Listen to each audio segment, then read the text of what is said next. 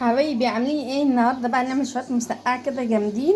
معانا حبه فلفل حراقين نار جامدين قوي. ده كيلو بتنجان انا غسلته وقشرته ورشيت عليه شويه ملح عشان ما يشربش زيت والطماطم. هقلي بقى البتنجان واوريكم طريقه المسقعه. حبايبي النهارده هنعمل معاكم مسقعه. ده كيلو بتنجان انا قشرته اهو غسلاه حلو ورشيت عليه شويه ملح. بصوا شويه الميه اللي نزلوا دول كده مش هيشرب زيت مننا. ده فلفل حراق قوي انا مقطعاه. نص كيلو طماطم انا عصراه. نقلي بقى البتنجان. اهم حاجه يبقى الزيت مقدوح عشان البتنجان ما يشربش الزيت مننا.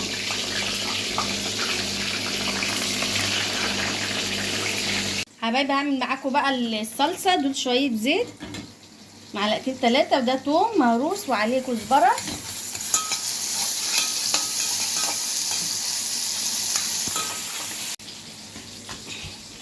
حبايبي التومه احمرت اهي. تحط على الصلصه وتستبك بقى وحيقها. حبايبي الصلصه جاهزه اهي معانا. نحط معلقه ملح، فلفل اسمر، شويه كمون،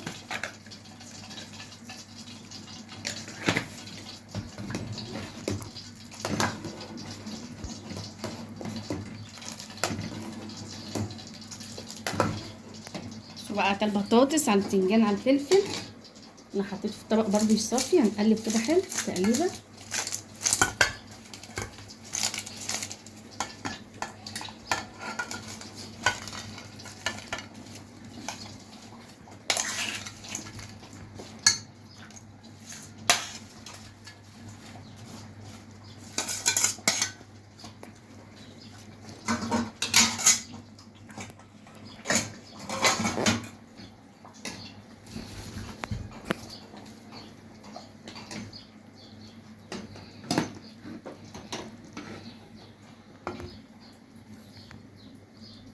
حط الصلصه عليها كلها.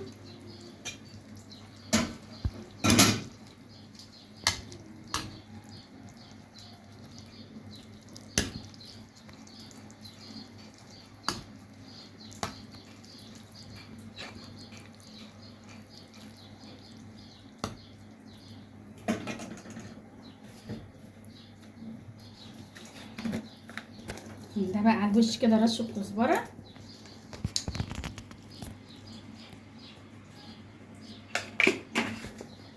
على الفرن بقى وندخلها هتنشف وتبقى احلى صينيه مسقعه.